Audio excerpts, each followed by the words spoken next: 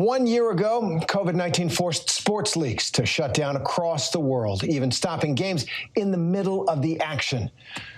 Rudy Gobert of the Utah Jazz, one of the star players of the National Basketball Association, became the first professional American athlete to test positive for COVID just days after he joked at a press conference about virus precautions and he touched the reporters' microphones. Well, now ESPN is looking back at the impact of that positive test in an E60 special. Take a look. The NBA is suspending the season. This is crazy. This can't be true. I mean, it's not within the realm of possibilities. It seemed more like out of a movie than reality. Continued breaking news in the fallout from the coronavirus. All the Power 5 leagues that have canceled their men's basketball conference tournaments, the NHL, Major League Soccer, and reportedly MLB will be following suit. When Rudy Gobert tested positive, that was a line that was drawn in the sand. Filmed 2 days before his positive diagnosis, this video was shared across the globe, making Rudy an even bigger target. After Monday's team shoot-around, Gobert touched all the microphones within reach, and that has not aged very well. Social media was an absolute cesspool for him. There were people who were blaming Rudy Gobert for bringing coronavirus to the United States. There's no escaping his immaturity, the insensitivity that he displayed, and it was inexcusable.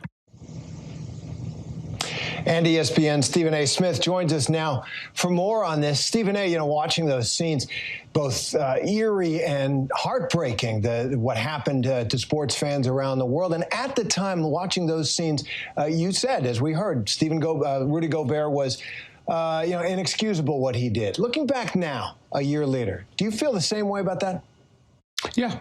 Sure I do. That doesn't mean that he needs to be condemned and he needed to be crucified the way that he was, but it was still immature because the medical experts were out front and center telling us how serious of a matter this had become, so much so that prior to the cancellation of the NBA season on March 11th, we all knew that the possibility of that transpiring was being contemplated because of how serious it was. And when you heard the details that you didn't know whether you could get it from touching surfaces that other people had touched, somebody coughing or sneezing in your direction, or something as simply as blowing your nose, but blowing your nose while nearby somebody else. Since you knew all of those things were coming about, obviously the level of sensitivity that needed to be shown to that was something that he was the lone individual at that particular moment in time refused to adhere to. He didn't have malice intent. He didn't mean to do anybody any harm, and he should not have been treated the way that he was treated. But it doesn't negate the fact and the reality that at that particular moment in time, he came across as a bit immature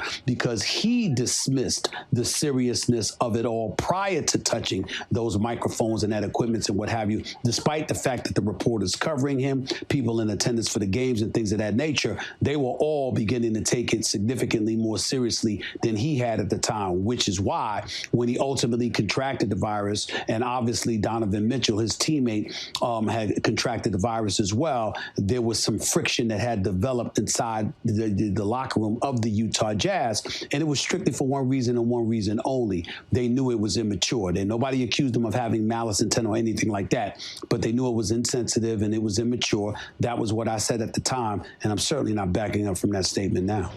And Stephen, sports leagues in general have at times come under criticism for how they've come back since those early shutdowns. Some have questioned whether they should have come back at all. Duke just announced their men's basketball team is dropping out of the ACC tournament due to a positive test. What do you think about how sports has responded to the pandemic over the past year? I think it's responded in admirable fashion, to be quite honest with you. And I'll give Dana White for the UFC a boatload of credit because of the due diligence that he put forth to make sure that ultimately he would be able to restart his sport, which he ultimately did. Give Adam Silver, the commissioner of the NBA, major props because along in concert with president of the NBA Players Association, Chris Paul, and executive director, Michelle Roberts, they came together, got an agreement rather, and had bubble play in Orlando, Florida, where not one single positive test came about. Give National Football League Commissioner Roger Goodell and the NFL credit because they did the draft virtually, but they still ended up having training camp. They had a season. They completed that season and what have you. And the reason why I say give everybody in the sports world ultimately some credit is because we can't ignore the economic impact. Just keep in mind from a very practical standpoint that even though, you know what, you might not be able to go to work and you might not be able to go to restaurants and things of that nature, when you've got a mortgage, when you've got light bills and things of that nature, the bill collectors don't stop coming. They still come for their money, even when they know you can't be working. And even though you got a stimulus package that's for $1.9 trillion now, and it was near $3 trillion before under the previous administration, it still wasn't enough to pay a whole bunch of people's bills. You have an economy that you have to address. So you wear your mask, you wash your hands, you engage in social distancing, and you exercise whatever safety protocols and measures are in place. But to stop living altogether was something the sports world refused to do.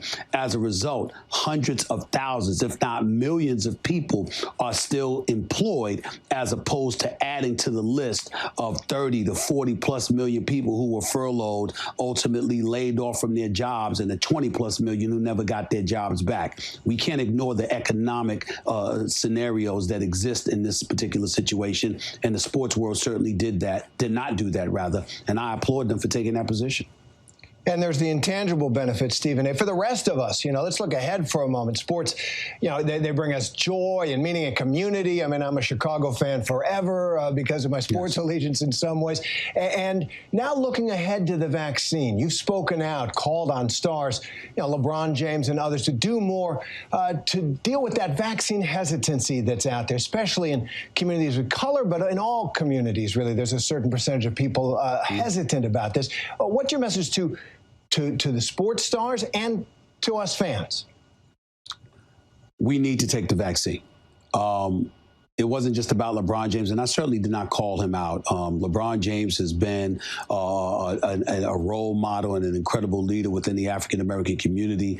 His philanthropy, his charitable exercises and things of that nature, he's just been absolutely wonderful. What I challenged him to do, however, was to be public about it in terms of in response to what he was saying, that he thought it was a private matter, something that he would discuss with his family and leave it at that. And the reason why I felt differently about it, and I had a change of heart, is because once upon a time I was incredibly just as hesitant as he was. But in the end, I have a friend that is the president and CEO of Virtual Health in South Jersey, New Jersey. He picked up the phone, he called me, he's known me for years. He said, "Why have you not taken this vaccine?" We had a discussion about it, and he explained to me how black folks are dying at a rate 2.5 times more, if not more than that, than white folks and other folks when it comes to the refusal to take this vaccine. Pre-existing conditions, diabetes, obesity, high blood pressure, and things of that nature has us in the IC units more so than any other ethnic group. And so because I'm in the public eye and because I have a public platform, he felt it was necessary for me to take this position. And upon listening to him and various other family members, I might add, I just reached the conclusion that I had no choice. Not only is it necessary for me to go ahead and do it, which I did just 2 days ago, but I thought it was also important for me to publicize it because, again, if you're doing it in quiet, then you're not really helping bring forward your community to help them address this situation with the level of seriousness that it deserves. And that's what I'm not calling anybody irresponsible. I'm not decrying their choices or anything like that. I'm just simply saying with riots and protests, police brutality and things of that nature that people have alluded to in the past, that they felt the need and felt compelled to speak out about because it was pertinent to the African-American community. I can't think of nothing at this moment in time that's more important to the African-American community than addressing this COVID-19 pandemic. And that's where the vaccine comes in, and that's why I spoke out, and that's why I took it, and I took the vaccine publicly. Absolutely. We just saw pictures of that a couple of days ago. Stephen A. Smith from ESPN, thanks for being with us. Go Bulls. Thank you, sir. And you can see the full E60 special, Man in the Middle, the Rudy Gobert story, Saturday, March 20th at 3:30 Eastern on ABC. Hi, everyone. George Stephanopoulos here. Thanks for checking out the ABC News YouTube channel. If you'd like to get more videos, show highlights, and watch live event coverage, click on the right over here to subscribe to our channel. And don't forget to download the ABC News app for breaking news alerts. Thanks for watching.